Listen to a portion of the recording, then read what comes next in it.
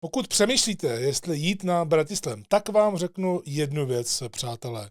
Tohle není show, na kterou byste se podívali zpětně a bylo by to ono. Tohle je show, která se musí zažít naživo.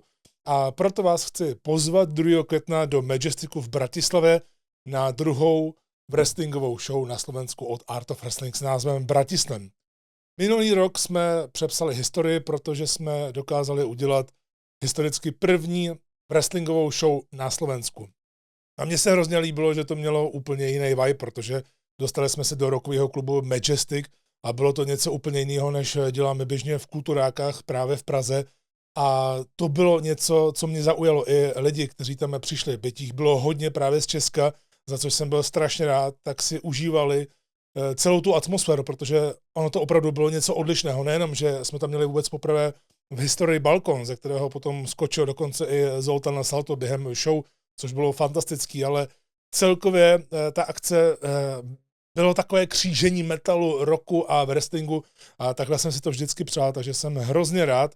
No a vy se samozřejmě na to můžete podívat na YouTube, protože máme z té loňské show záznam, kompletní záznam nebo i highlighty, ale samozřejmě není nic lepšího, než jít naživo a opravdu to zažít na vlastní kůži. No letos to posouváme ještě dál, protože máme celkem 2 hlavní taháky.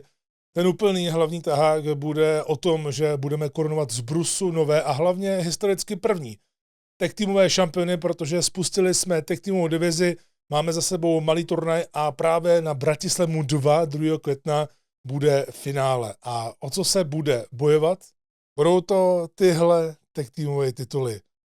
Opravdu krásný kousek, který je čeká na vítěze a buď to bude Guláš Brothers a nebo Vyšegrád. Tady je potřeba říci, že u tohohle zápasu nastaly celkem 2 změny. Jedna změna je ta, že Vyšegrád nastoupí v trošku jiném složení.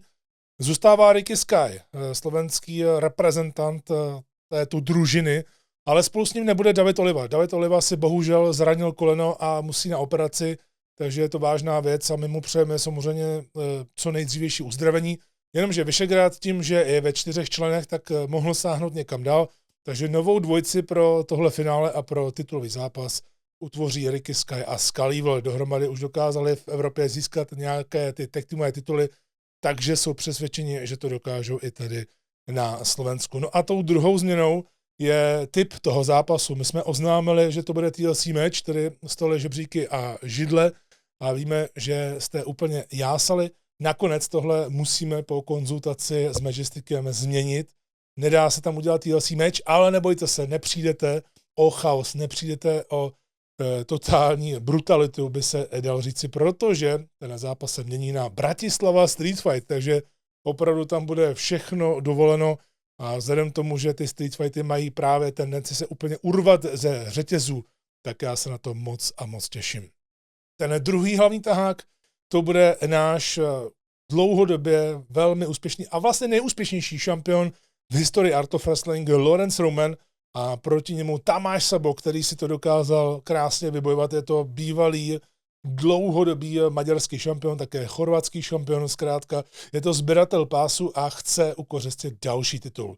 Poprvé v historii také Bratislava zažije ženský zápas a i tady jsme se rozhodli udělat změnu a pořádně to vyšperkovat.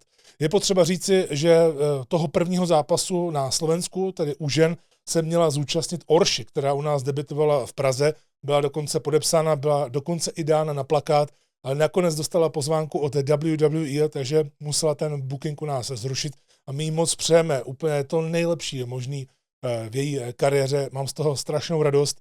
No a místo ní jsme udělali odvetu.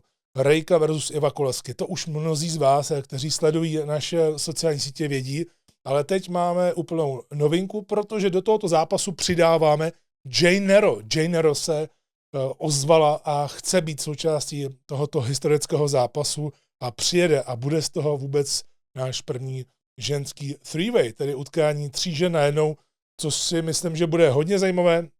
No a ještě tady v rámci tohoto videa zmíním 4. zápas. My jich budeme mít celkem 7 nebo 8, postupně dáme do frcu, dáme na sociální sítě vlastně kompletní kartu. Každopádně na to 4. utkání se také těším, protože to bude Robert Dreisker versus Michal Kovač. Zápas, který nebyl vlastně 16 let, Je to utkání, do kterého vstupuje legenda evropského wrestlingu Michal Kovač, který tady dokázal vychovat příští generaci wrestlerů, kteří se dokázali prosadit nejenom v Evropě, ale i za mořem, i ve světě, i v největší světové organizaci. No a Robert Dreisker, ten s ním naposledy v singlu 1-1 zápasu, když teprve tu svoji kariéru začínal. Teď je velmi uznávaným trenérem, velmi uznávaným wrestlerem, má za sebou bohaté zkušenosti a viděli jsme ho naposledy v tom šíleným titulovém zápase v Praze v lednu na akci Origin.